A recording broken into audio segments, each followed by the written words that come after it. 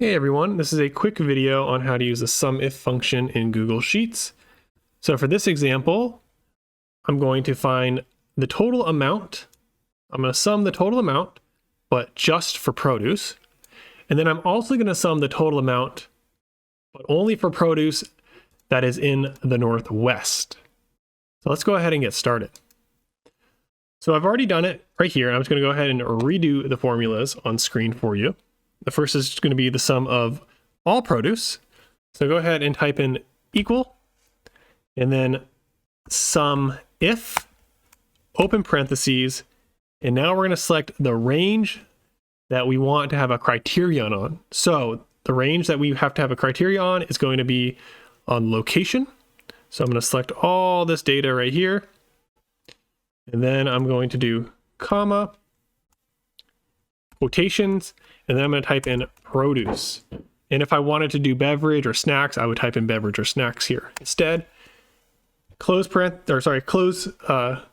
quotations, comma, and now I'm going to select my range of data that I want to sum. In this case, I want to sum the amount. So I'm going to select this range right here, and then I'm going to close parentheses, enter. As we can see here, it is 210. You can eyeball it real quick to see that that is accurate. And then again, we're going to do the sum of produce, but just in the Northwest. So to do that, it's a little bit different of a function. It's a sum ifs function, plural on the S.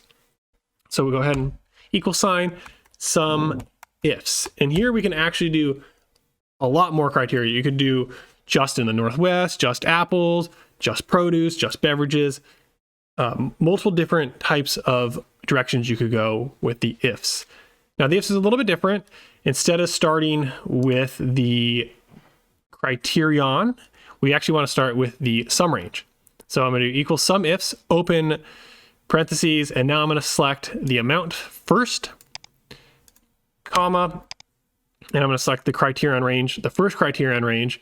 So I'm going to go back to location, select this data, comma, open quotation. I'm going to type in produce again. It has to be spelt out exactly how it is in the cell. If there's a space in the cell, there has to be a space in your formula. Otherwise, it's not going to catch it.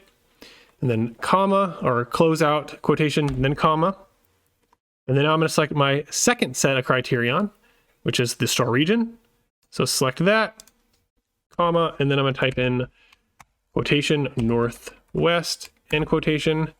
And then if I wanted to add another criterion here, maybe I just wanted to be apples, I would do comma again, and I would select the items, type in apples. But we don't want to do that. I'm going to go ahead and close out the function, press enter, and as you can see here, it's 50, and you can easily eyeball this one a little bit more so than the other.